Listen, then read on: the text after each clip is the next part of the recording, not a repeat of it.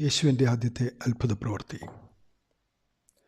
കർത്താവിൽ പ്രിയരെ, യേശുവിൻ്റെ പരസ്യ ശുശ്രൂഷയിലെ ആദ്യത്തെ അത്ഭുത പ്രവൃത്തിയാണല്ലോ കാനാവിലെ കല്യാണത്തിന് പച്ചവെള്ളത്തെ വീഞ്ഞാക്കിയത്.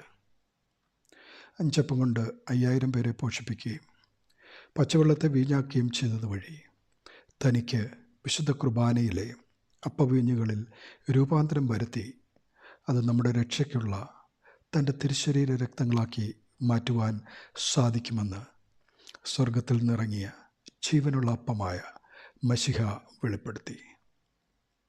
ഇത് വെളിപ്പെടുത്തുവാൻ ഇനിയും സമയം ആയിട്ടില്ല എന്നതാണ്, എൻ്റെ സമയം ആയിട്ടില്ല എന്ന് അമ്മയായ മറിയമിനോട് പറവഴി യേശു ഉദ്ദേശിച്ചത്.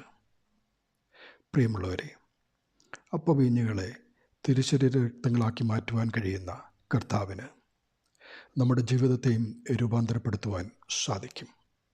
കർത്താവിൻ്റെ തിരുശരീര രക്തങ്ങളെ വിശുദ്ധിയോടെ പ്രാപിച്ച് നമ്മുടെ ഉള്ളിൽ ദൈവത്തിനിടം നൽകുക. അവൻ നമ്മിൽ മാറ്റം വരുത്തും. ദൈവനാമം മഹത്വപ്പെടട്ടെ. കർത്താവ് നമ്മെ ഏവരെയും അനുഗ്രഹിക്കട്ടെ. ആമേൻ.